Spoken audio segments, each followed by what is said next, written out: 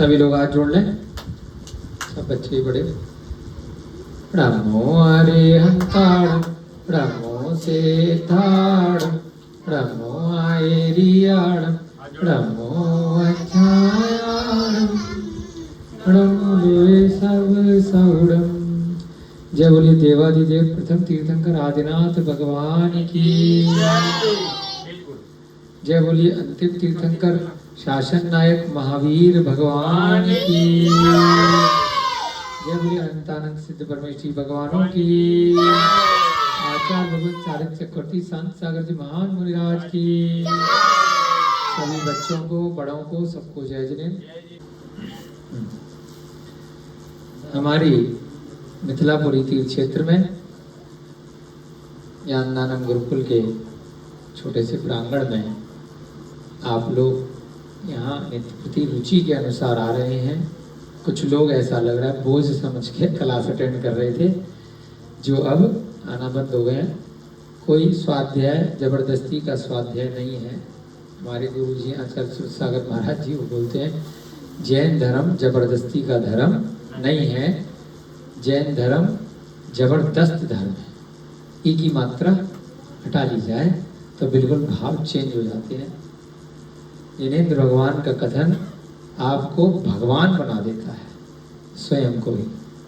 भगवान से बढ़के कुछ भी नहीं होता। वह सर्वोच्च शिखर है, अंत है, किसी भी लक्ष्य का अंत है। उसके बाद फिर कोई और दूसरा विकल्प नहीं है। तो जिनेंद्र भगवान का कथन अपने बराबर बिठा देता है। जहां जिनेंद्र भगवान है वह अन्य जीवों का भी कल्याण करते हुए अपने साथ जिस पद पे, जिस सिद्ध पद पे वे हैं, वह कहते हैं आप भी भगवान बन सकते हो। कब तक भक्त बने रहोगे? पहले भक्त बनोगे, परंतु अगर मार्ग पर बढ़ते रहे आप भी जिस मंजिल पे मैं हूँ, जिस मंजिल पे सिद्ध भगवान है, जिस मंजिल पे अरिहंत परमेष्ठी हैं, उस मंजिल को आप भी प्राप्त कर सकते हो। संसारी मार्ग भगवान भगवान बना रहेगा और भक्त भक्त बना रहेगा, नीचे ही रहेगा। मोक्ष मार्ग जो भगवान है वो भी संसार से निकल करके मोक्ष तक पहुंचा है, तो वह अरिहंत परमेष्ठी उन पूर्व के लोगों का उपकार मानते हैं जिनके कारण से उनको भी कभी सम्यक दर्शन की प्राप्ति हुई है और वे भगवान बन पाए हैं। तो यह परंपरा नित्य प्रति चलती रहे, इसके लिए अन्य जीवों पर वो भी आगे उपकार करते हैं। तीर्थंकर का जो शाब्दिक अर्थ है, जो तीर्थ की प्रवृत्ति कराए, स्वयं पहले संसार मार्ग से निकला है और उसके बाद अन्य लोगों को बताए कि मैंने किस प्रकार से क्या उपक्रम किया था, क्या श्रम किया था और किस मार्ग का अनुसरण किया था। आप लोग भी उसी मार्ग पर आओ। चींटी देखिए आपने, चींटी लाइन से चलती है। किस प्रकार से चल पाती है? यहाँ एक चींटी है मान लीजिए, और सीधे दूसरी चींटी कभी यहाँ दिखती है आपको? जरा जरा सी दूरी पे लगातार, चाहे लाल चींटी हो या कोई सी भी। और आपको एक जानकारी के लिए बता दें कि चींटी के आंख नहीं होती, नेत्रहीन होती है। बिना आंख के भी वह लाइन से चल रही है, लाइन से कहीं पर भी जाएगी। कोई भी वस्तु खाने की मिली, कोई भी स्थान पर, मीठे पे जाना है, आटे पे जाना है, किसी भी खाद्य पदार्थ पे, एकदम से लाइन लेगी। अगर लाइन घूमी तो वो सारी की सारी घूम जाएंगी, फिर ऐसे चली जाएगी। तो किस प्रकार से एक चींटी ने पिछले वाले को रास्ता बताया, पीछे वाली ने पीछे वाली को बताया। सूंघ सूंघ के जाती है, घ्राण इंद्रिय से, है ना। लट पिपील, दूसरे नंबर पे पिपील आती है। पिपील का अर्थ होता है चींटी, है ना। दो इंद्रिय होती हैं, स्पर्श के बाद रसना, है ना। तो लट तक तो खाली जीव होती है, रसना माने जिव्या, और पिपील के घ्राण, घ्राण माने नाक। सूंघ सूंघ करके वह लाइन से चलती चली जाती है। जिस मार्ग पे आगे वाली चींटी गई वह पीछे वाले के लिए खुशबू छोड़ती जाती है कि मैं इस मार्ग से गई हूं, तो वह उसको सुगंध के माध्यम से, घ्राण इंद्रिय के माध्यम से वह पीछे पीछे अनुसरण करते रहते हैं। और अंत में जो पहली चींटी को कुछ भी मिला होता है खाने का, वह खुद भी खाती है और फिर वहां पर उस ढेर पे फिर सारे की सारे इकट्ठे पार्टी करते हैं। चाहे 100 चींटी हो, चाहे 1000 चींटी हो, चाहे लाख चींटी हो, कहीं पर कोई भी खाद्य पदार्थ मिल गया वहां पर सब एक साथ चिपक जाते हैं, खाते रहते। तो संसारी मार्ग में ये चींटी एक ऐसा उदाहरण है, जब वो भी जिस मार्ग पे आगे बढ़ी, अकेला मुझे नहीं खाना, इतना सारा खाना मिला है, इतना सारा गुड़ मिला है, इतना सारा आटा मिला है, गेहूं मिला है, सब मिल करके खाएंगे। वो पीछे वाले को बताती है, वो पीछे वाला, वो पीछे वाला, पीछे वाला, हो सकता है 1 किलोमीटर लंबी लाइन भी हो। कई बार आप देखोगे कि वहां से लेके वहां तक पूरा मकान, पूरा घर हो गया, वो लाइन चले जा रही है, जब अंत में जाकर के किसी खाद्य पदार्थ पे एंड होता है उसका। अगर आप पीछे पीछे लगे रहोगे, देखते रहोगे, खोजबीन करते रहोगे। हम और आपके पास तो समय नहीं है, बच्चों के पास बहुत समय होता है। बचपन में एक कार्य हमने भी बहुत किया है, आप लोगों ने भी किया होगा। ये चींटी जा कहाँ रही है? अब तो क्या है, रुपया पैसा कमाने में सुबह शाम बीवी बच्चे काम धंधा, तो ध्यान ही नहीं जाता है कि किस प्रकार से छोटे छोटे जीव भी हमें मोक्ष मार्ग के लिए कितना बड़ा संदेश दे सकते हैं। इसी प्रकार से तीर्थंकर होते हैं। जिस मार्ग से वे निकले, संसार मार्ग से, उन्होंने अपना कल्याण किया, तो पीछे वाले तीर्थंकर का उनके ऊपर उपकार रहा। पहले ऋषभ देव जो बने, तो उनके ऊपर भी तो उपकार रहा ना, किसी ना किसी पहले तीर्थंकर का। महावीर भगवान के ऊपर भी पार्श्वनाथ का उपकार रहा, पार्श्वनाथ के ऊपर नेमिनाथ का, नेमिनाथ के ऊपर नमीनाथ का, मुनिसुव्रतनाथ का, मल्लिनाथ का, शांति कुंती, पीछे के लोगों के उपकार रहे, तभी तो आगे वाले को पता चला। बच्चा बड़ा तब होगा जब पिता का उपकार रहेगा, पिता तब बड़े होंगे जब दादा का उपकार रहेगा, दादा परदादा का उपकार रहेगा, तो पीछे वाले को बताकर जाएंगे नहीं जाएंगे कुछ। गंगा जी ने पेंट सीखा तो किसी ने इनको सिखाया ना। तो जैन दर्शन परस्परोपग्रहो जीवाना, जितने भी संसार में जीव हैं वे सभी परस्पर एक दूसरे पे उपकार करते हैं। तत्वार सूत्र का सूत्र है ना 5वें अध्याय। उसी प्रकार से एकमात्र जैन दर्शन ऐसा है जो जबरदस्त धर्म है, जबरदस्ती का धर्म नहीं है। इसको ठोका पीटी करके जबरदस्ती बिठा करके न प्रवचन दिए जा सकते, न पढ़ाया जा सकता। ये तो स्वाध्याय है, स्वयं की अंतरात्मा से है। जिसकी रुचि होगी वह स्वयं आएगा, परंतु उपकार कोई ना कोई करेगा। तीर्थंकरों ने केवल ज्ञान की प्राप्ति कर ली, अरिहंत भगवान ने केवल ज्ञान की प्राप्ति कर ली। उनको संसार के सभी 6 द्रव्यों का, सभी 7 तत्वों का एक ही समय पे संपूर्ण ज्ञान हो गया।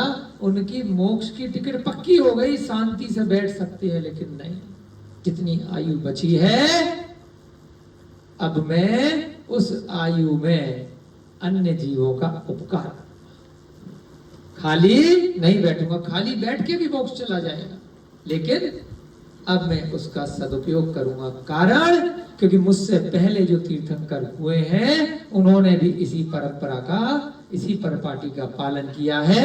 उसी जो बीच का गैप है, अरिहंत अवस्था और सिद्ध अवस्था का जो बीच का पीरियड है, जो बीच का काल है, जो बीच का समय है, उसी समय के कारण से जिनवाणी बाहर निकलती है। ये द्वादशांग जिनवाणी। अरिहंत में और सिद्ध में क्या फर्क है शास्त्री साहब? है शास्त्री जी, क्या फर्क है? बहुत बढ़िया है ना, शास्त्री है। क्या होता है अरिहंत में?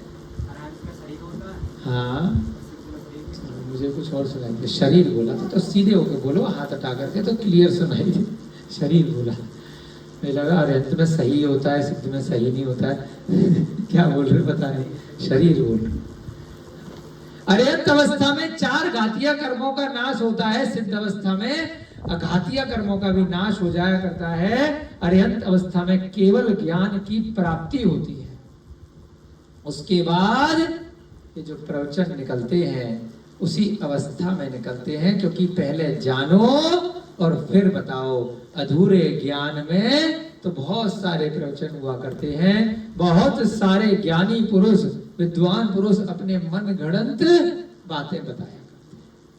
इसीलिए हमको अरहंत भगवान तो है नहीं, न सिद्ध भगवान है, साधारण से गृहस्थ जीवन के मनुष्य है, न विद्वान है, कहीं से कहीं तक ना शास्त्री करी हमने तो इसलिए हम क्या आश्रय लेते हैं, हम पूर्वाचार्यों द्वारा रचित जो द्वादशांग के वर्तमान काल से संबंधित जो सरल भाषा में अनुवाद किए हुए पूर्वाचार्यों द्वारा रचित जो ग्रंथ हैं उनका आश्रय लेते हैं। उसको सरल भाषा में मात्र अपने अल्प बुद्धि से, अल्प ज्ञान से आप लोगों के सामने बताने का बहुत छोटा सा प्रयत्न करते हैं।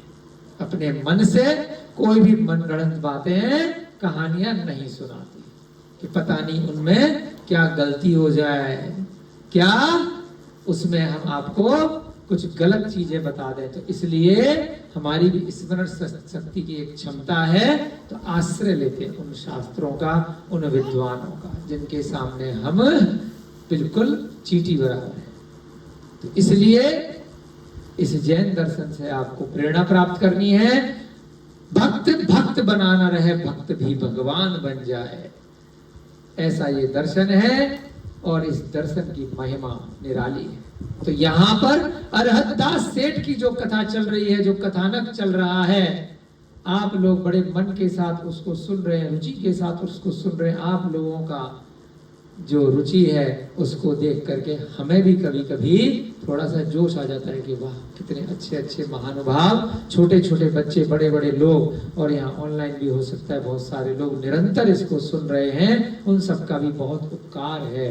गुरु का शिष्य पे होता है तो शिष्य का गुरु पे होता है, वक्ता का श्रोता पे उपकार होता है तो श्रोता का भी वक्ता पे उपकार होता है। आप लोग नहीं बैठेंगे तो हम स्वयं में तो चिंतन कर सकते हैं, लेकिन आप लोगों के सामने हमें भी कुछ शब्द अपने चिंतन में आ जाया करते हैं। तो आपका हमारे ऊपर उपकार है, हमारा आपके ऊपर उपकार है। इसी का नाम है परस्पर उपद्रवो जीवनाम। इस संसार में कोई भी जीव ऐसा नहीं है जो एक दूसरे पे उपकार नहीं करता है। यहाँ पर वह सेठ अपनी पत्नियों को एक कहानी समझा रहा है कि सम्यक दर्शन मुझे कैसे उत्पन्न हुआ।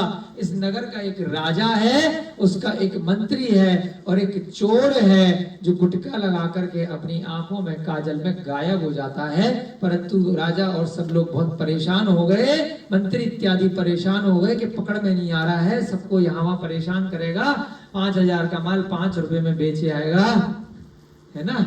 गटर के ढक्कन चुरा के ले जाते हैं ना लोग, बेंच चुरा के ले जाते हैं, भैंस चुरा के ले जाते हैं, बड़ी बड़ी चीजें, और बहुत सस्ते में बेचे आते हैं। तो ऐसे चोर के पास अगर ऐसी एक कला है जिसको वहां का अधिकारी पकड़ने में सक्षम नहीं है, तो क्या करता भाई, चोर देख दिखाई तो तू दे नहीं रहा, तेरी पेंशन बांध देते हैं हर महीने। तू जैसे छात्रवृत्ति होती है वैसे तू वृत्ति ले लिया कर, सैलरी ले लिया कर। तू नगर में बार बार लोगों को तंग करना बंद कर। एक को तंग करता है, कबाड़े वाले में बेच देता है 10 लाख की गाड़ी 10,000 1 लाख रुपए में। इससे अच्छा तेरे को तो 10,000 रुपए चाहिए, 1 लाख रुपए चाहिए, तो वही उतने ले ले, और लोगों का नुकसान क्यों कर रहा है। फिर वो यहाँ आकर के राज दरबार में रोना पीटा करते हैं। इसी काम में सारा दिन महीनों सालों निकलते जा रहे हैं। भाई तू जहां पर भी है मिस्टर इंडिया दिखाई तो दे नहीं रहा है, तू और तेरे पैसे यहाँ रख दिया करेंगे, वहां से ले जाकर महीने की महीने अपना अकाउंट खुलवा ले, तेरे अकाउंट में RTGS कर देंगे, ऑनलाइन ट्रांसफर कर देंगे। तो ऐसी स्कीम निकाली राजा ने। अब उसे काम तो करना नहीं पड़ रहा है, खाली हो गया, घर बैठे की बिना किसी काम धंधे के फिक्स 7 तारीख को तनख्वाह आने लग गई। तो खाली दिमाग शैतान का घर। तो एक मुसीबत से निकले दूसरी मुसीबत आ गई। अब वे लोगों के चोरी करना तो छोड़ दिया कि भाई पैसे तो बदे मिलने लग गए, लेकिन उस पैसे के करेंगे क्या, क्योंकि उस पैसे को कमाने के लिए पहले क्या करता था, 10 जगह खर्च भी तो करता था। जाएगा, पार्टी शार्टी करेगा, भाड़ा करेगा, कभी पिटेगा तो वहां भी पैसे खर्च होंगे, कपड़े लत्ते लेगा, चोरी करने के लिए भी साधन जुटाएगा, संबल जुटाएगा, ताला तोड़ेगा, औजार खरीदेगा, गाड़ी भी चोरी करनी होगी तो बहुत सारा सामान भी खरीदेगा, 4 लोगों की टीम भी इकट्ठी करेगा, कुछ ना कुछ तो उनमें बांटेगा, तो वो सारी मेहनत उसकी बच गई, तो पैसा उसके पास इकट्ठा होने लगा। एक बार हमारी भी गाड़ी चोरी हुई 2010-11 में, और बाद में काफी टाइम बाद गाड़ी तो नहीं मिली, बाद में पता चला कि चोर जैसे पकड़े गए, लेकिन जब पकड़े गए तो सब तक वो 100 गाड़ी चोरी कर चुके थे कई महीने में, परंतु रहते वैसे ही थे झुग्गियों में। 100 सैकड़ों गाड़ी आपने चोरी कर ली, 10 लाख 50 लाख 20 लाख 5 लाख से लेकर के पैसे गए कहां? खाने को तुम्हारे पास है नहीं, कपड़े तुम्हारे पास है नहीं, रहने को जगह नहीं। उसी चोरी के विकल्पों में उनके पैसे खर्च हो जाते हैं, कभी थाने में, कभी पुलिस में, कभी पकड़ में आ गए तो पिटाई में, कभी डॉक्टर में। कबाड़ वाला कितने पैसे देगा वहां ले जाने में? कुछ नहीं आ सकता। वही जीवन यापन, वही के वही, क्योंकि उनका पुण्य कर्म नहीं होता, पाप कर्म चलता है। और एक दूसरा जीव है जिसकी चीजें चोरी भी हो रही हैं, सब खत्म भी हो रहा है, उसका पुण्य दोबारा आ जाता है। आप सरकार बोलती है कि भाई जो गरीब लोग हैं अमीरों से पैसे लेके उनको बांट दो,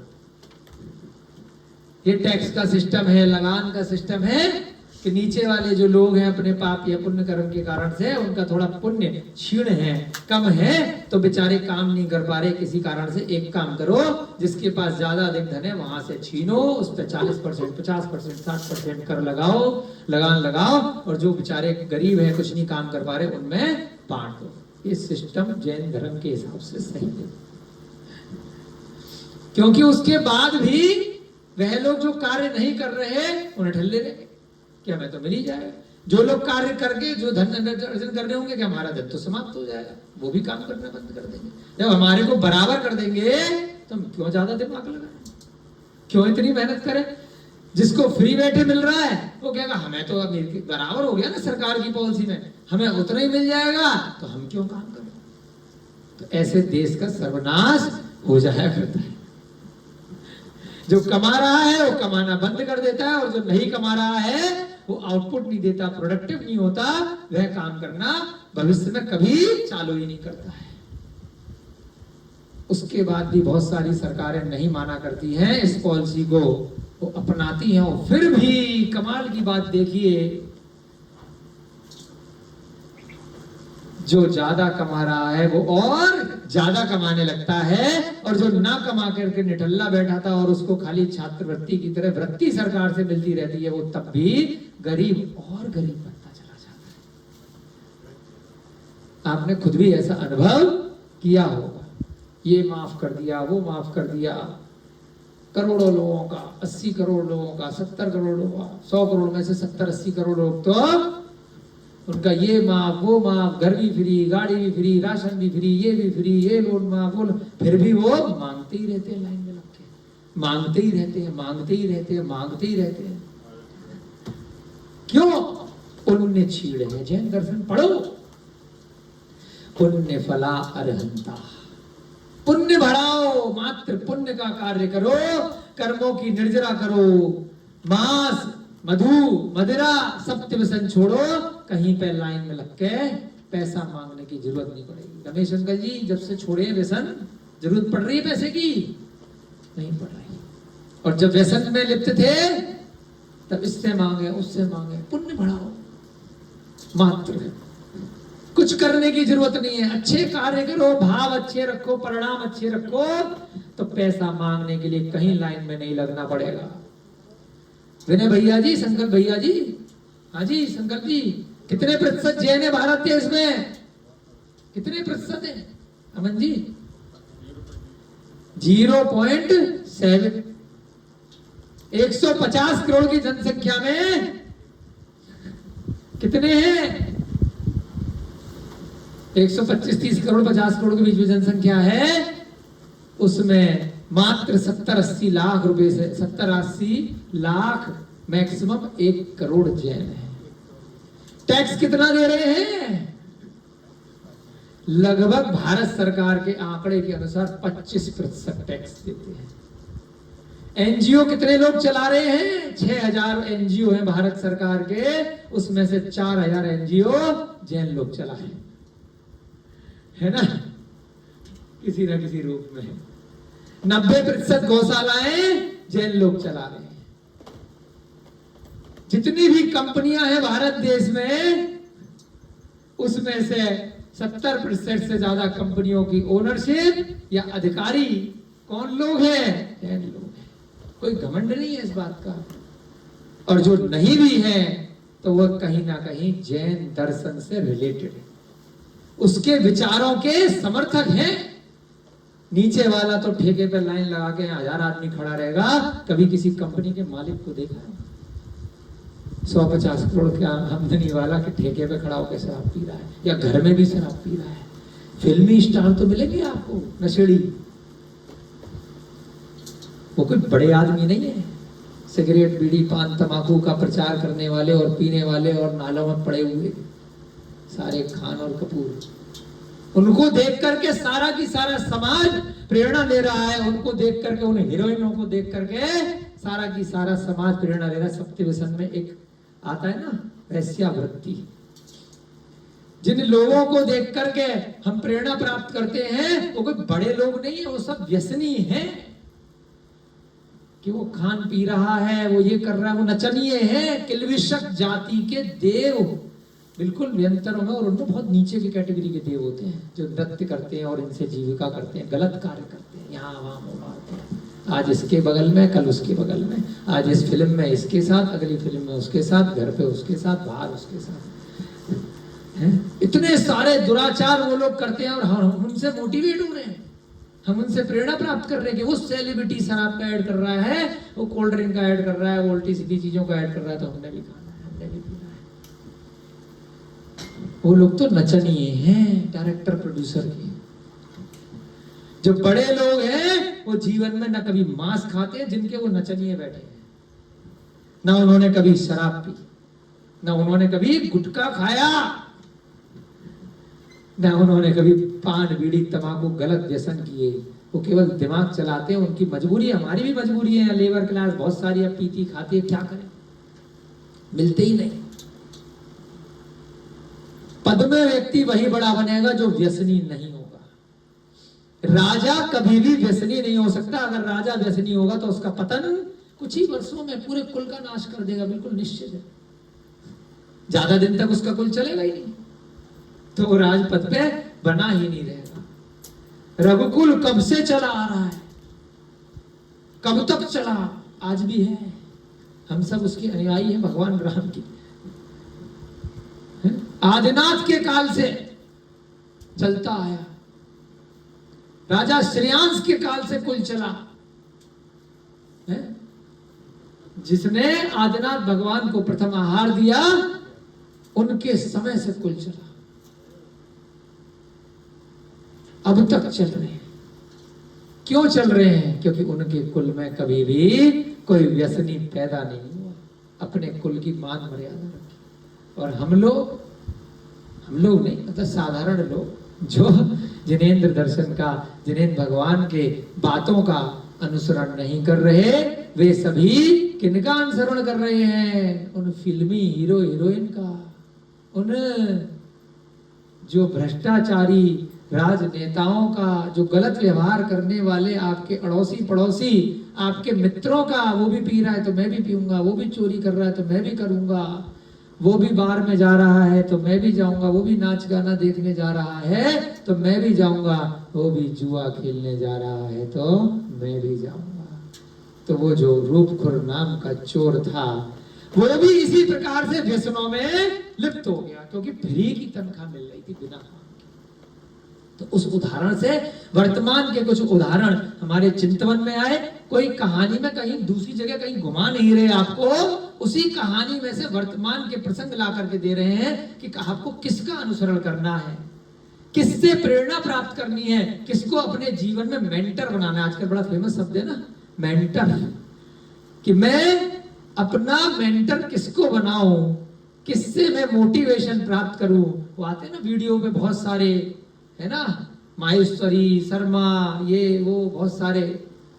किसको मेंटर बनाओ? सबसे पहले उसका चरित्र देखो, ना कि वो कितना अच्छा बोलता है, कितनी भीड़ उसके यहाँ सुन रही है। नहीं, जैन दर्शन मात्र एक बात करता है, उसी व्यक्ति का अनुसरण करो, उसका चरित्र का परीक्षण करो। अरे कमाल का बोलता भाई, 1 lakh follower, 1 crore follower, YouTube पे वीडियो डालता है, 10 करोड़ फॉलोअर, एक गाना डालता है, ऐसा वायरल हो जाता। भाई क्या फर्क पड़ रहा है? क्योंकि आपने उसकी बातें सुनी और आप मोटिवेट हो गए।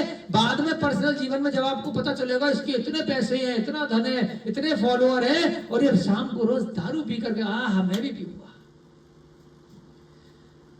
यहां वहां ये उल्टे सीधे काम करता है, चोरी हिंसा झूठ, सारे व्यसनी हैं, और इसका इतना। आपने अगर किसी को भी अपना प्रेरणादायी व्यक्ति बना लिया और वो शाम को जाकर के मटन चिकन ये सब तोड़ रहा है, तो आप भविष्य में क्या करोगे?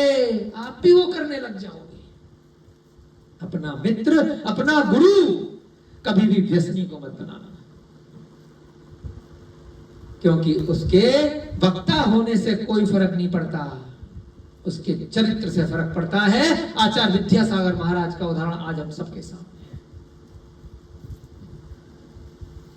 क्या चरित्र उन गुरु का! आचार्य शांति सागर महाराज का चरित्र आज आप सबके सामने है। वर्तमान में देखोगे तो आचार्य विश्व सागर महाराज जी, विराट सागर महाराज जी ने उनको पूरी की पूरी कमान दी। उनका चरित्र देखो। दिगंबर मुनि में भी बहुत सारे मुनि वर्तमान में आपको मिलेंगे। आप उन मुनि को फॉलो करो, उनको अपना मेंटर बनाओ जिनका चरित्र अच्छा है, चाहे बोलते कुछ नहीं है, चाहे मौन ही बैठे रहे, उनका चरित्र देखो। अगर नहीं मिल रहा है ऐसा सच्चा मुनि, निर्ग्रंथ मुनि, निर्गंथ तपस्वी, तो आप स्वाध्याय करो, उन पूर्वाचार्यों के चरित्र को अपने स्मरण में लाओ, उन आचार्य जिनसेन को अपने स्मरण में लाओ, उन आचार्य कुंद कुंद भारती को, कुंद कुंद को अपने स्मरण में लाओ, आचार्य मानतुम को लाओ, गौतम गणधर को लाओ। अगर कोई समझ में नहीं आ रहा तो भगवान महावीर को अपना सच्चा गुरु बना लो, और उन्होंने जो कार्य किए उसका अनुसरण करो। यहाँ अरहत दास सेठ जो कार्य कर रहा है गृहस्थ जीवन में, तो गृहस्थ का अगर अनुसरण कर रहा है तो जिस गृहस्थ ने बहुत अच्छे कार्य किए उनका अनुसरण करो, उनको मेंटर बनाओ, उनको अपना प्रेरणादायी स्रोत बनाओ, ना कि व्यसनी। तो अब यहाँ पर वह अरहत दास सेठ बता रहा है कि वह सप्त व्यसनों में आसक्त हो गया, प्रतिदिन जाकर के उस पैसे से जुआ खेलने लगा। जुआ, मांस, मदिरा, वैश्या, शिकार, चोरी और पर स्त्री सेवन, लोक में ये 7 व्यसन कहलाते हैं। केवल एंटरटेनमेंट के लिए चले गए, चलो आज टाइम पास करना है, शिकार खेलते हैं, मारे आते हैं। फिर बाद में कानून आया, कटौती जी अंदर, सलमान खान, है ना। कैसा उल्टा सीधा कानून है, हमें आज तक ये समझ में नहीं आ रहा। अरे हिरन मारने पे तो इतना तंग कर रहे हो, रोज बैठ करके वहीं पर बकरा खा रहा है, चिकन खा रहा है, गाय खा रहा है, ये खा रहा है, तो कोई जुर्म नहीं है। क्या कमाल है यार। एक जो है जैन दर्शन के लिए सारे की सारे जीव एक बराबर हैं, चाहे हिरन हो या बकरा हो। क्या फर्क है दोनों में देखोगे तो? है घोर आश्चर्य, दोनों घास चलते हैं। एक पे तो जेल में जाकर के वापस नहीं आओगे और एक को वहीं पर जेल में बैठ करके पार्टी करोगे। कमाल। इस जन्म के बाद तो चाहे आपने हाथी मारा हो, चाहे आपने घोड़ा मारा हो, दोनों के लिए आपको नरक त्रियंच गति न जाने कितने भवों तक बितानी पड़ेगी। और अगर नहीं भी मारा हो, मात्र भावों में भी मार दिया, उसके बाद भी वह जो आपका मछली का जीव है 7वें नरक तक पहुंच जाता है, केवल भावों के माध्यम से, है ना। जो अंतिम स्वयं भूर्मण समुद्र का छोटा सा जीव, छोटी सी मछली जो कान में रह रही है, वो सोच रही है कि इतनी सारी मछलियां अगर मैं बड़ी मछली होती तो मैं खा लेती। भाव से सोचते ही 7वां नरक। और जो इसने साक्षात खा लिया, आमलेट टीवी पे दिखा रहे रेसिपी, 10 आमलेट, ओहो कितनी वीडियो चल रही है। जिसने खाया, जिसने रेसिपी बनाई, जिसने वीडियो बनाई, जिसने प्रोग्राम बनाया और जिसने देखा, सब नरक, सब एक इंद्रिय पर्याय, कहां कहां जाकर के सड़ेंगे। हम लोगों के ऊपर जरा सी भी विपत्ति रोग आती है, अरे पता नहीं क्या हो गया, इतनी टेंशन, इतना पसीना, ये वो। अरे सोच करके देखो, कुछ भी टेंशन नहीं है। मनुष्य पर्याय में हम सब लोगों को एक घड़ी के लिए भी अगर नरक की पर्याय का अपनी ही आत्मा का अगर चिंतन कर लिया होता तो लगता कि कितना खुश हूं।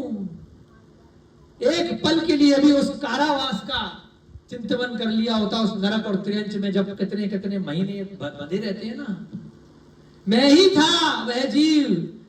इतना चिंतन करके देखो, सामायिक में चिंतन में स्वाध्याय के बाद, अरे मेरे पास 2 पैसे चले गए, क्या हो गया, मनुष्य जीवन तो मिल गया, अभी भी बहुत समय बचा है कल्याण करने के लिए। क्योंकि एकमात्र मनुष्य गति ऐसी है जो मोक्ष प्राप्ति करा सकती है। इसके अलावा बाकी की 3 गतियों में कल्याण का मार्ग नहीं हो सकता। संयम को धारण नहीं कर सकते, व्रत उपवास की क्रिया नहीं कर सकते, कर्मों की निर्जरा नहीं कर सकते, केवल भावना भा सकते हो, सम्यक दर्शन तो प्राप्त कर सकते हो, लेकिन निर्जरा और कल्याण अरिहंत पद अगर मिलेगा तो केवल मनुष्य गति नहीं मिल सकता है। उस मनुष्य गति को यूं ही भस्म करे जा रहे हो, जैसे हाथ में आया हुआ रत्न अपने स्वयं के हाथों से भस्म कर दिया, चकनाचूर कर दिया, कोयले की राख में डाल दिया, जलती हुई अग्नि में डाल दिया। ऐसे ये मनुष्य भव अगर अभी भी समझ जाओ, जरा सा चिंतन कर लो, अगर सुन लो, समझ लो, तो अभी भी बहुत समय बचा है, अभी भी बहुत कुछ किया जा सकता है, अभी सब कुछ खत्म नहीं हुआ है। अगर पूरा संपूर्ण चारित्र धारण नहीं भी कर सकते हो तो एक देश चारित्र अणुव्रतों को ग्रहण करो, अगर वो भी नहीं कर सकते हो, आलू प्याज लहसुन छोड़ दो, दूध में इतनी सारी हिंसा है वर्तमान में, वही छोड़ दो, दूध दही घी पनीर मक्खन, स्वास्थ्य भी अच्छा हो जाएगा। अगर वो भी नहीं छोड़ सकते, रात्रि भोजन छोड़ दो, अगर कुछ भी नहीं छोड़ सकते, कोई भी मन में कोई ऐसा खाने पीने का पदार्थ नॉन वेज ही छोड़, है ना। एक जीव था राजा श्री भगवान महावीर के काल में, है?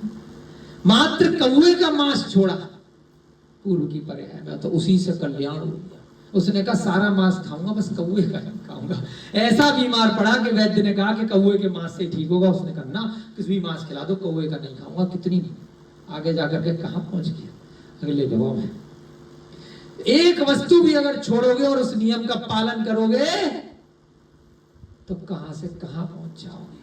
तो यहां पर वह व्यसनी जीव, वह जो चोर है, वो सारे की सारा व्यसन करने लगता है। और अरहत दास सेठ अपनी पत्नियों को कह रहा है कि ये सभी व्यसन अंत में भयंकर नरक में ले जाते हैं, जहां कितनी यातनाएं हैं। कोई मजाक नहीं चल रहा, कोई डराया नहीं जा रहा आप लोगों को, बिल्कुल सच्चाई बता रहा हूं। अगर मेरी बात पे विश्वास करते हो तो, और भी बातों में तो करते हो ना कि भैया जी तनख्वाह डालवा देना, भैया जी ये काम कर देना, भैया जी मैडम जी ये काम कर देना।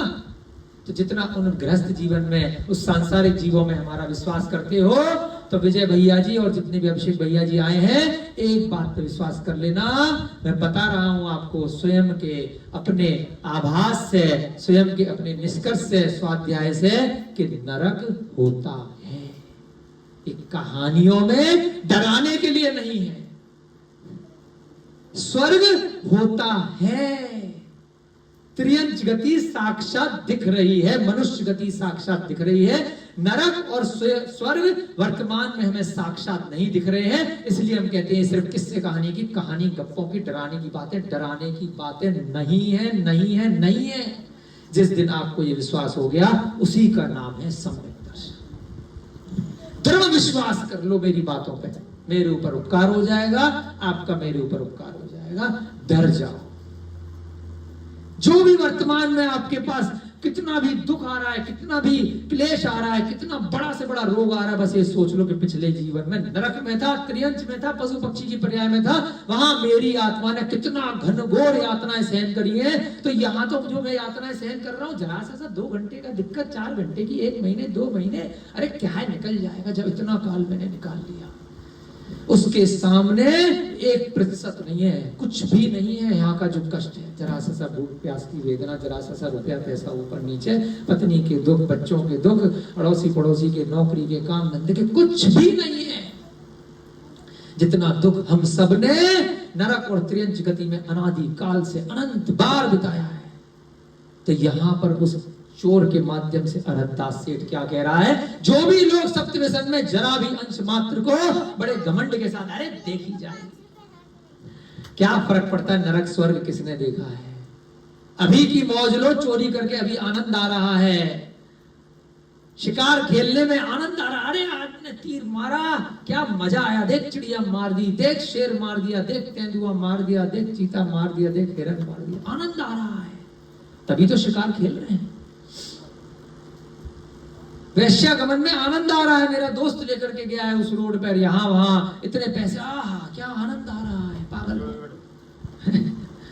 इतनी सुंदर अपनी पत्नी को छोड़ करके यहां वहां मुंह मारता फिर रहा है। बहुत सारी पत्नियां अपने अच्छे अच्छे गुणवान पतियों को छोड़ करके यहां वहां पूरी पूरी रात मोबाइल पे, यहां वहां अपने बॉयफ्रेंड गर्लफ्रेंड ये वो चक्करबाजी चल रहे, सब वैश्यागमन की श्रेणी में आते, क्योंकि भाव तो कर लिए, भले मिला गया कुछ नहीं, मिलना है नहीं, लेकिन हीरोइनों को देख करके लाट टपक रही है, पागल हुए जा रहे हैं उनके नचनियों को देख करके बिना कपड़ों के। सबके भाव खराब हो रहे, पुरुष पर्याय वाले के भी और स्त्री पर्याय वाले के भी, सबके भाव इतना ज्यादा ओवर हो रहा है पंचम काल के कारण, अवसरपणी काल के दोष के कारण से। बच के रहो, सावधान रहो।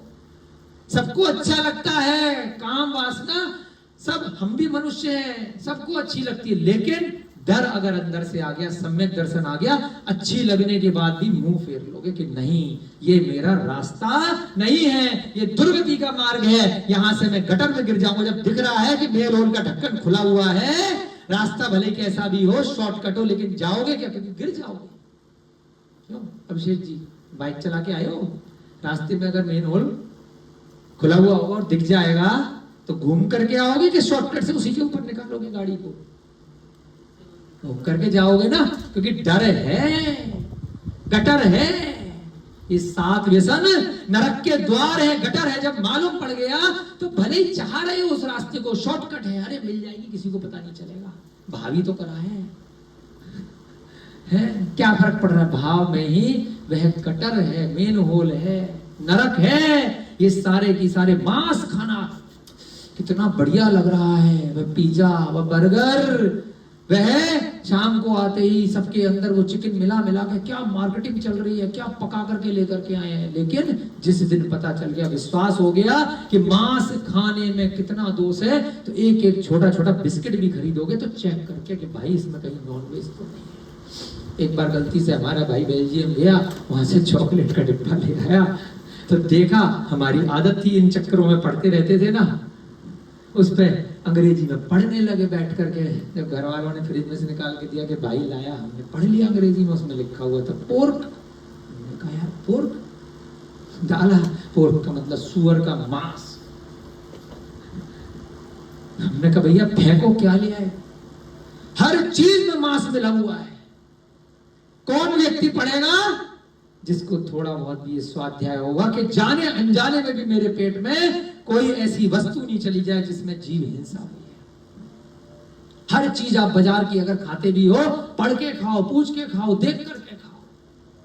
इतने सारे बिस्किट, इतनी सारी ब्रेड, इतने सारा नमकीन, हर चीज में, कोल्ड ड्रिंक तक में मिले हुए हैं, शराब में तो मिला ही हुआ है, किसी न किसी रूप में मांस के पदार्थ जेलेटिन के रूप में मिल रहे, हड्डियों का चूरा। बताओ, चीनी भी खाने जा रहे हो सफेद रंग की, तो उसमें हड्डियों का चूरे से सफेद कर रहे हैं, पता ही नहीं है, सारी दुनिया खा रही है भेड़ चाल।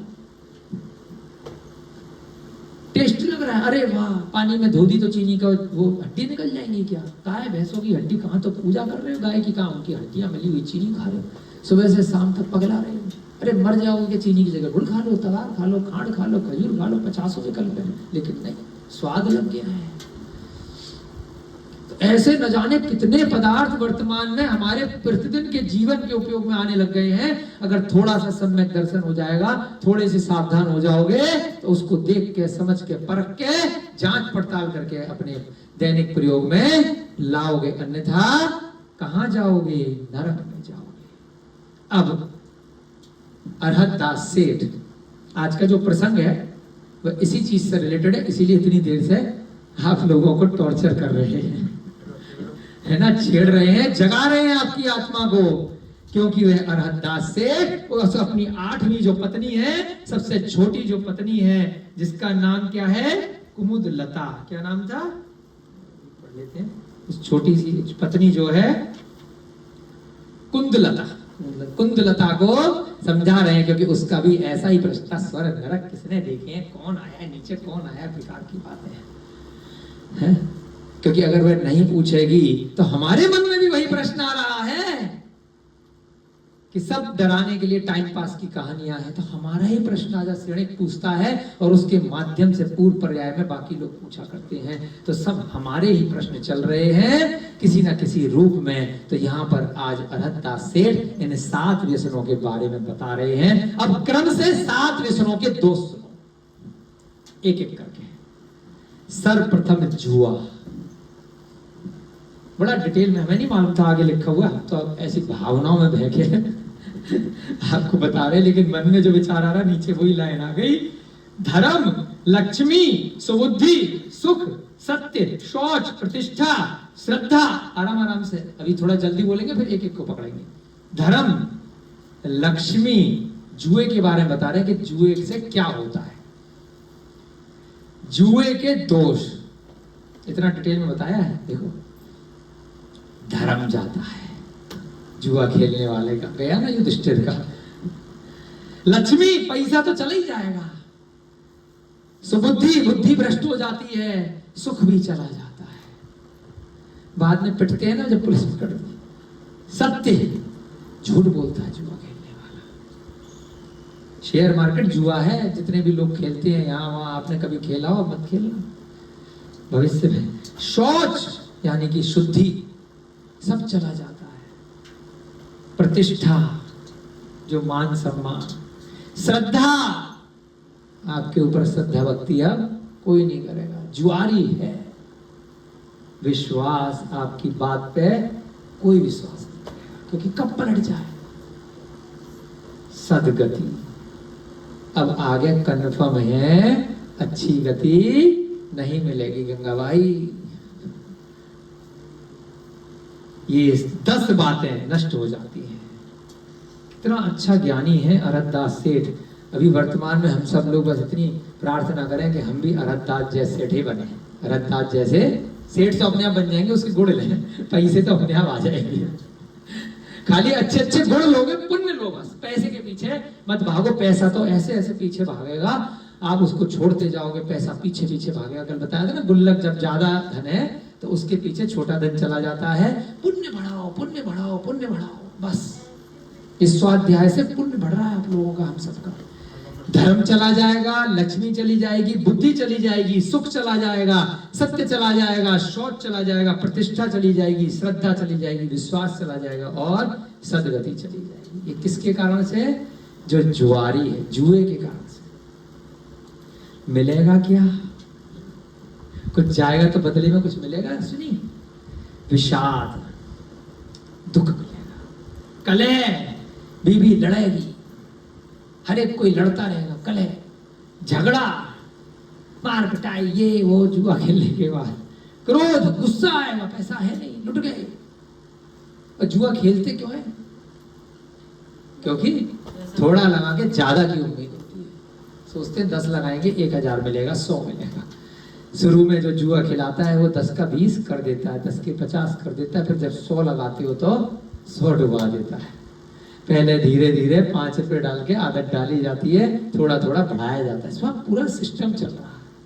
उसके बाद जैसी मोटा डाला, उसके बाद तीनों पत्ते उल्टे सीधे, और पहले 3 के 3 बादशाह ये, और अब तो बहुत सारे कैसीनो गेम्स आ गए तरह तरह के। पहले तो खाली ताश के पत्ते का जुआ होता था, अब कह रहे अरे सरकार टैक्स ले रही है, सरकार ऐड दे रही है, मोबाइल पे ऐड आ रहा है, विराट कोहली ऐड कर रहा है, अन्नू कपूर ऐड, सारे की सारे सलमान खान, हीरो हीरोइन पूरे विश्व के ऐड कर रहे हैं, तो हम तो उन्हीं को फॉलो कर रहे हैं। वो तो हमारे मेंटर बने हुए हैं। अगर वो खुद ऐड कर रहे हैं जुआ खेलने का तो गलत क्या है?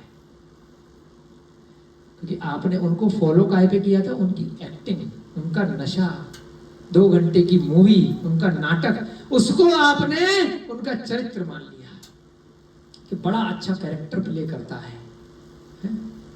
अरुण गोविल ने अपने साक्षात्कार में कहा है, राम बने थे वो रामायण में।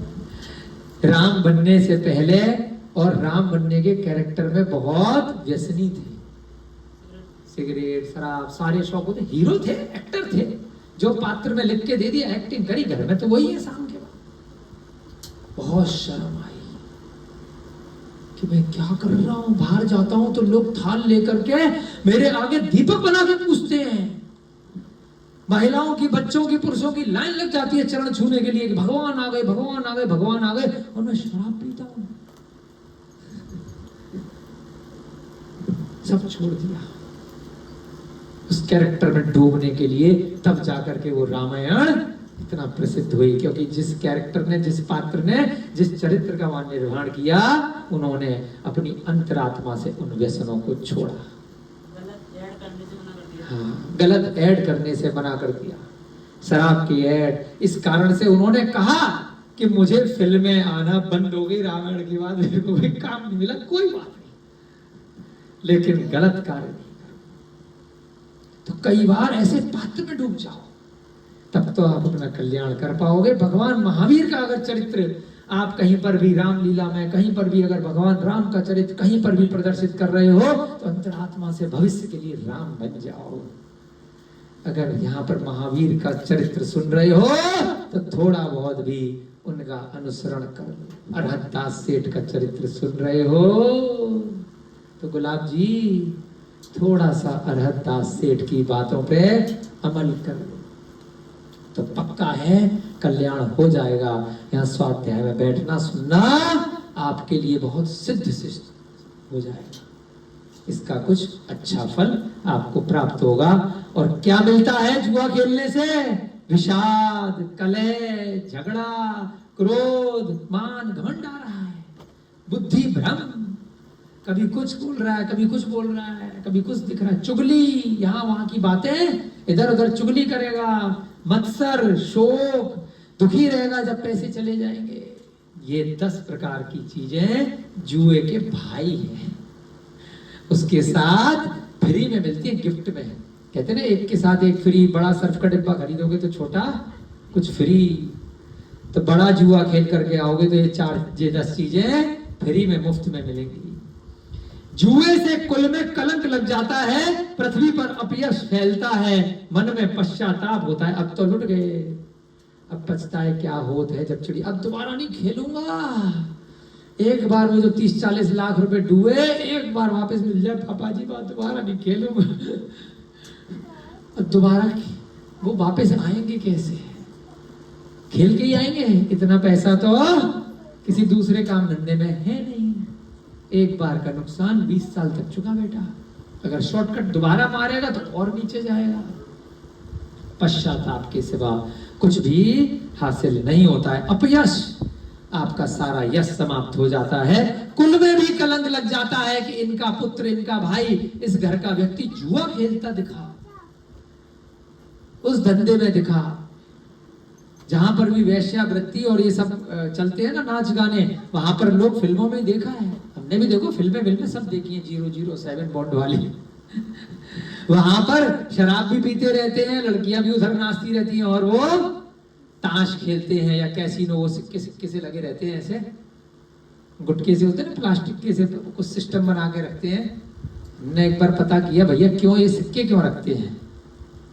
एक बार श्रीलंका गए, वहां पर मंदिर का काम चल रहा है, तो वहां पर एक भैया जी ले गए, वहां भाई साहब लीगल है, कैसीनो देख करके आओ, देख करके तो आए, देखने में क्या दिक्कत है। भावों से नहीं गए तो वहां पर भी पैसे दो, गड्डी दो और सिक्के मिल जाएंगे। पता किया भाई ये सिक्के का क्या चक्कर है, गड्डियों से क्यों नहीं खेल रहे हैं? कि भैया शराब पीने के बाद उल्टी सीधे में अगर कोई आदमी हार जाएगा तो पता चला नोटों में आग लगा दी, फाड़ फूड़ दिए, सिक्कों को क्या करेगा, वो तो प्लास्टिक के टुकड़े हैं। लाल रंग के सिक्के का मतलब इतने डॉलर, हरे रंग के का मतलब इतने डॉलर, वो बांट लेते हैं। बाद में जाकर के जितने जीत गए उतने का काउंटर पे हिसाब कर लेना। लेकिन अगर वहीं हार पीट गए तो सर फोड़ोगे तो पैसों का नुकसान नहीं होगा, पैसे तो जमा कर लिए हैं। नहीं तो अगर पैसे से खेलोगे तो क्या होगा, लड़ाई हो जाती है ना हारने के बाद, तो ना मेरा ना तेरा, हार तो मैं गया हूं, तेरा छीन लूंगा। सिक्के छीन करके कहां ले जाएगा, उसको कैश तो करा ही नहीं पाएगा काउंटर पे। 10-20 रुपए के सिक्के हैं लेकिन वैल्यू उसकी उस हिसाब से, लाल हरा पीला लाल नीला ऐसे करके तो बड़े अच्छे सिस्टम है यार ये तो, है ना। पता है आपको वाली बात ऐसे होती है, तो कुछ व्यवहारिक दृष्टि से भी कुछ अनुभव होते हैं, तो जानकारी में डालने में कोई बुराई नहीं है। जुए से कुल में कलंक लग जाता है। आपने फिल्मों में तो देखे होंगे ना, ऐसे करके गड्डी सरकाते हैं, पूरी की पूरी लाल रंग की सरका दी, हरी रंग की सरका दी। फिल्में तो सब देखते हैं, हमने तो थोड़ी कम कर दी है ना। देखे होंगे विजय जी, है ना, वो बॉन्ड वाली पिक्चर देखी थी हमने बहुत साल पहले, जेम्स बॉन्ड की। तो उसमें ऐसी हर पिक्चर में खेलते हैं वो, जुआ के बिना पिक्चर होती नहीं है। पृथ्वी पर अपयश हो जाता है, अपने महत्व बड़प्पन का भी नाश हो जाता है। जो बड़ा व्यक्ति है वह अगर जुआ खेलता है तो उसका बड़प्पन समाप्त हो जाता है। राजा युधिष्ठिर की कितनी कथा है ना इस जन्म में सुख मिलता है और ना पर जन्म में। इस जन्म में भी दुखी हो जाता है जुआ खेलने के बाद, और अगले जन्म में तो निश्चित तौर पे नरक लिख ही दिया। अरे क्या फर्क पड़ रहा है, सारे खेल रहे तो भाई सारे जाएंगे। यहाँ तो 2.5 द्वीप में मनुष्य लोग में 45 लाख योजन में कुछ ही मनुष्य हैं, नरक तो असंख्यात भरा पड़ा। भाई जाके चेक कर लेना अगर मेरी बात विश्वास नहीं हो रहा हो। फिर कहना भैया जी सही कह रहे थे। अरे जाके चेक क्यों करना,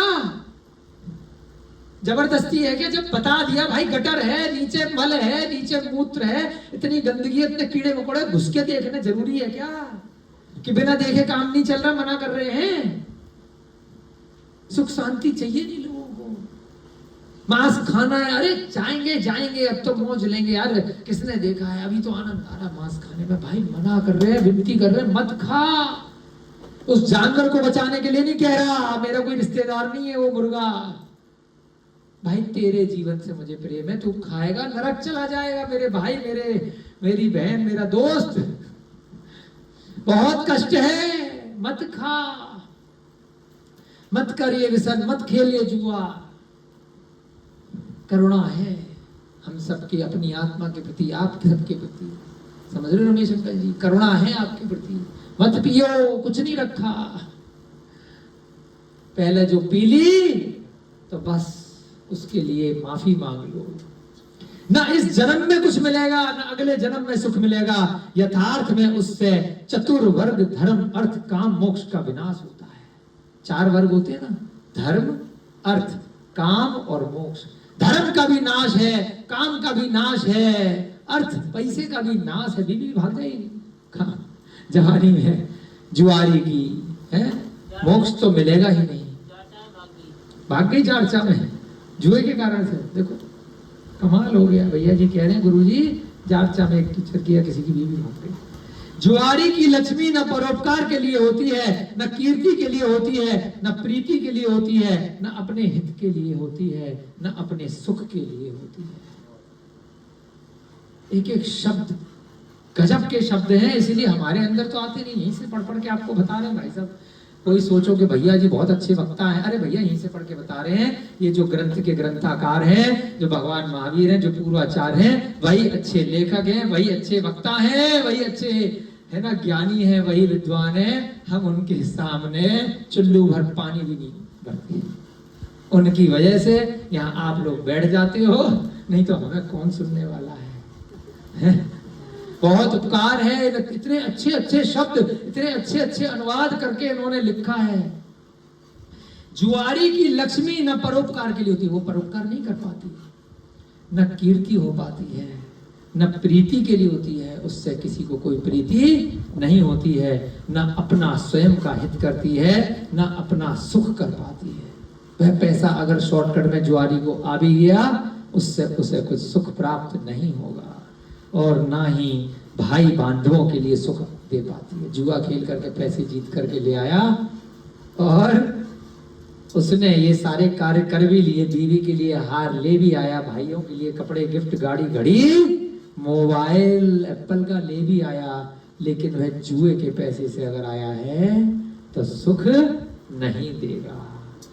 जुआ से गई हुई लक्ष्मी केवल पास के लिए, पाप के लिए होती है। जो लक्ष्मी आ गई जुए से, किसी को सुख नहीं देगी, आपको लगेगा। जुआ खेल कर गए अंजन चोर, अपनी बीवी के लिए हार ले आया, लेकिन सुख नहीं है। और जुए से जो लक्ष्मी चली गई, वो बाद में पाप कर्म ही कराएगी जिसके पास गई। जिसने जीता वह पाप करेगा। जुआरी मनुष्य का लंगोट ही वस्त्र होता है। गजब, मैंने अभी वो गाड़ी वाला उदाहरण दिया था, कि सोइयों गाड़ी चुराने के बाद भी न तन पे वस्त्र, न खाने को अन्न, न रहने को उसके पास मकान, कुछ नहीं है। जुआरी के पास पहनने के लिए मात्र लंगोट बचता है। सब लुट जाता है कि तू मुनि तो बना नहीं है, इसलिए भाई साहब तेरे को लंगोट छोड़ देंगे, नहीं तो लोग गलत फहमी पाल लेंगे कि मुनि तो नहीं आ रहा, कोई नागा साधु तो नहीं आ रहा, तो इसलिए लंगोट छोड़ देते हैं। सारे कपड़े लत्ते, चश्मा, मोबाइल, घड़ी, अंगूठी सब छीन लिया जाता है जुआरी का। लंगोट पहन करके उसको गधे पे बिठा के भगा देते हैं। खराब अन्न ही उसका भोजन होता है। जुआरी आदमी सड़ा गला खाते हो ना जाकर के रात के 11 बजे, है? आनंद आता है सबको। वो सब जुए वाले लोग, वो शराबी लोग करते हैं ऐसे कांड रात को, उल्टे सीधे। खराब अन्न, धूली दूसरित पृथ्वी ही सैया होती है। कहां पड़ा रहता है सुनी जुआरी? नाले में। धूली दूसरित सैया, गंदगी में वहीं पड़ा रहता है। भद्दा वचन ही उसका वार्तालाप होता है, क्योंकि जुए में हार रहा है, कभी जीत रहा है, कभी शराब भी पी रहा है, तो क्या बोलेगा? गंदी गंदी गालियां, गंदे गंदे अपशब्द सुने नहीं जाते। मन करता है यार कि निकलो यहां से, क्या बोल रहे हैं आदमी, क्योंकि जुआ खेल रहा है। वैश्या कुटुंब के खोटे जन हैं, विड सहायक है, दूसरों को धोखा देना व्यापार है, चोर मित्र हैं और बड़े पुरुष शत्रु हैं। जुआ व्यसन में आसक्त मनुष्य का प्रायः यही संसार वास का क्रम है। सारे की सारे व्यसन आपस में इंटर रिलेटेड है। एक व्यसन सातों व्यसन करा देता है ना? आपका समय हो रहा है, 5 मिनट और करेंगे। वैश्या, अब जुआ खेलने वाला कहा जाता है, हमने कहा ना वो कैसीनो में नाच भी रही है? फिर बाद में उन्हीं के साथ जाएंगे, यहाँ वहां उन्हीं को बगल में लेकर के। वैश्या भी उसके साथ ही हो जाती है जुआरी की। कुटुंब के खोटे जन विट सहायक हैं, उस कुटुंब में उसके ऐसे यार दोस्त मिल जाते हैं जो साथ में कंपनी देते हैं। दूसरों को धोखा देना ही उस जुआरी का व्यापार है, क्योंकि जुए के लिए पैसे चाहिए, बार बार हारा है तो क्या करता है? धोखा देगा, झूठ बोलेगा, मायाचारी भी वह जीव करेगा। चोर मित्र हो जाते हैं विजय भैया। जुआरी के मित्र कौन हो जाते हैं? चोर। क्योंकि वही से तो पैसा लेकर के आगे, चल आज पैसा खत्म हो गया, बैंक लूट के आ, उसके घर से माल लेकर के आ, जुआ की दोबारा खेलने आदत पड़ गई। बड़े पुरुष शत्रु हैं, जुआ व्यसन में आसक्त मनुष्य का प्राय यही संसार वास है। उसके आसपास सारे व्यसनी लोग ही रहेंगे। जुआरी सदा दुखी रहता है, जुआरी हमेशा दुखी रहेगा। अब मांस व्यसन के दोष देखिए अगले 5 मिनट में।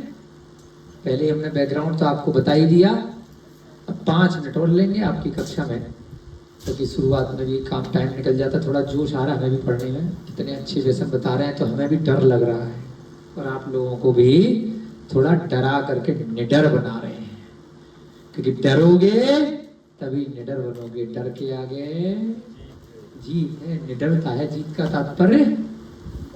डर के आगे वाला स्टेप क्या है? पहले डरो तो वो कार्य मत करो। बेटा डरने के बाद वो कार्य करोगे।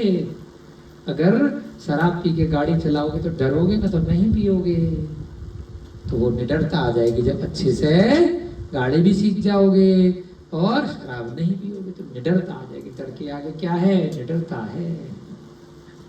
क्योंकि अब सम्यक दृष्टि हो गए हो। अब जब हम गलत काम कर ही नहीं रहे तो डरे किससे?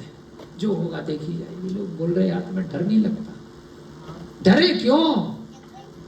जब हम कोई गलत काम नहीं कर रहे, दूसरों की दृष्टि से कर रहे हो, वो तो कमी निकालेगा, लेकिन हमारे भाव उस कार्य को करने में अच्छे हैं। मांस व्यसन के दोष देखते हैं अगले 5 मिनट में, ठीक है विजय जी? किसके दोष? यहाँ पे ईमानदारी से बताओ, कभी किसी ने या जितने यहाँ लोग बैठे हैं कभी कोई नॉनवेज खाया? प्रत्यक्ष अप्रत्यक्ष रूप से तो सबने खाया। देखो केक हमने भी खाया है, पेस्ट्री आप लोगों ने भी खाई है, बिस्किट है, बहुत सारी चीजें हैं, ब्रेड है, सबने खाया है। जाने अनजाने में जब बाहर का खाया करते थे तो बहुत चीजें खाई है। अंकल जी के लिए थोड़ा ताली बजाओ। अपने हाथ से उन्होंने हाथ उठाया कि मैंने प्रत्यक्ष रूप से नॉनवेज खाया है, कम से कम स्वीकारोक्ति तो जरूरी है ना। कोई दिक्कत नहीं है, अब नहीं खाना, कभी भी भविष्य में। बहुत खराब चीज है। अब मांस व्यसन के दोष देखेंगे। जो शीघ्र ही उत्पन्न होने वाले सम्मूर्छन जीवों की संतति से दूषित है तथा नरक के मार्ग का संबल है, ऐसे मांस को कौन खाएगा।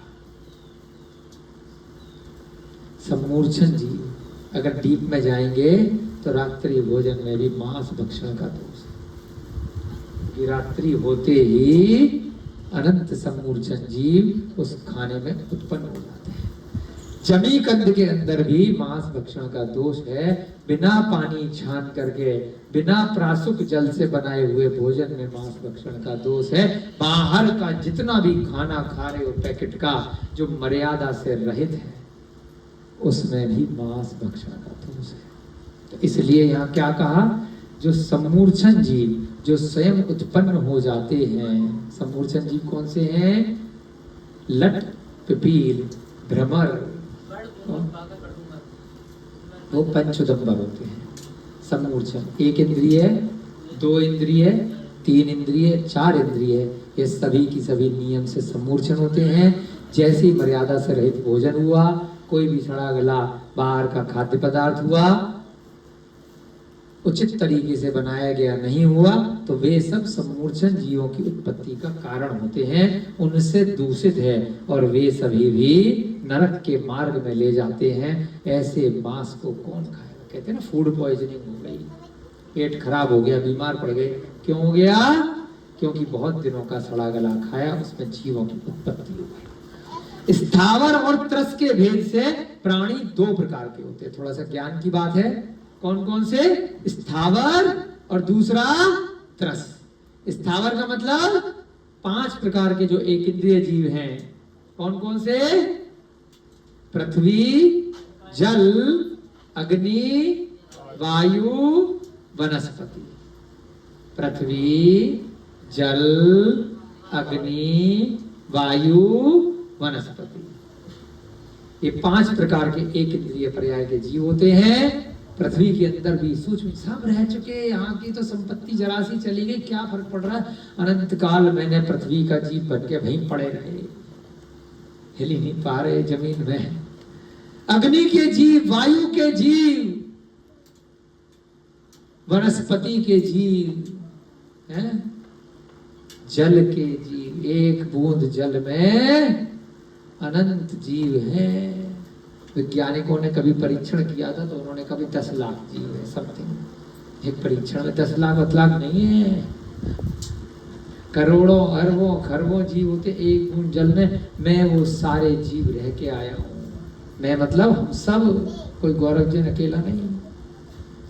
त्रस और स्थावर के भेद से प्राणी 2 प्रकार के माने गए हैं। उनमें से त्रस जीवों में मांस होता है और फल स्थावर कहलाते हैं। जो वनस्पति इत्यादि एक इंद्रिय वाले हैं वे सभी स्थावर हैं। मांस किसमें है, जो बड़े बड़े जीव, उन सब में मांस होता है। यद्यपि त्रस और स्थावर जीवत्व सामान्य की अपेक्षा से निश्चय समान होते हैं। चाहे छोटा सा जीव हो, चींटी तो दिखाई दे रही है, चाहे चींटी हो चाहे बकरा हो, एक समान है। और जो जल कायक, अग्नि कायक, वनस्पति कायक, वायु कायक, पृथ्वी कायक है, इनके अंदर वो जो जीव है वह भी जीवत्व की दृष्टि से एक समान है, क्योंकि मैं भी रहा हूं उस पर्याय में, हम सब रहे हैं। परंतु त्रस जो दिख रहे हैं बड़े जीवों की दृष्टि से, जो बड़े जीव हैं उनको मार करके काट करके खा सकते हो। एक इंद्रिय वाले को आप, वनस्पति को तो आप खा सकते हो, बाकियों को, पृथ्वी को नहीं खा सकते, जल को पी सकते हो आप, अग्नि, वायु, ये सब रहते हैं। त्रस अभक्ष्य ही रहते हैं, जैसे माता और स्त्री दोनों स्त्रीत्व सामान्य से यद्यपि तुल्य हैं, तथापि माता स्त्री के समान सेवनीय नहीं है। क्या उदाहरण दिया है, त्रस अभक्ष्य है। त्रस बिल्कुल भी भक्षण करने योग्य नहीं है। त्रस माने चाहे लट भी आ गई छोटी सी खाने में, खाओगे नहीं, छोटा सा घुन आ जाती है ना, चींटी भी गिर गई तो चींटी खाने में अभक्ष्य है किसी भी प्रकार से। जैसे माता और स्त्री, बैठिए सर। यद्यपि त्रस और स्थावर जीवत्व सामान्य की अपेक्षा से निश्चय से समान होते हैं, तथापि त्रस अभक्ष्य ही रहते हैं। जैसे माता और स्त्री दोनों स्त्रीत्व सामान्य से यद्यपि तुल्य हैं, तथापि माता स्त्री के समान सेवनीय नहीं है। जो आपकी माता है वह पत्नी के समान आप उसके साथ व्यवहार नहीं कर सकते, क्योंकि माता में और स्त्री में फर्क होता है, जबकि दोनों है तो जी, दोनों स्त्री है। इसी प्रकार से क्या होता है कि त्रस और स्थावर में भेद रहा करता है। आपकी कक्षा का यहाँ पे समय हो रहा है थोड़ा बहुत, है ना, 1 घंटे से ऊपर आपको हो चुका है। तो आज यहाँ पर मांस व्यसन के दोष और दूसरा हमने कौन से दोष देखे, जुआ खेलने के दोष देखे, और सामान्य से सभी की सभी 7 व्यसनों की चर्चा हमने यहाँ पर करी है। अरहत दास सेठ अपनी पत्नी को अपने सम्यक दर्शन के बारे में थोड़ा बता रहा है। हमें भी उससे सीखना है, प्रेरणा प्राप्त करनी है, और अपने जीवन में हमें भी इसी प्रकार से सम्यक दर्शन की प्राप्ति हो, सम्यक ज्ञान, सम्यक चारित्र की प्राप्ति हो। इन्हीं भावनाओं के साथ जय बोली महावीर भगवान की, अनंत अनंत सिद्ध परमेश्वरी भगवानों की, आचार्य भगवान श्री शांति सागर जी महान मुनिराज की, सभी को जय जनेन्द्र जय दू जड़ंतो।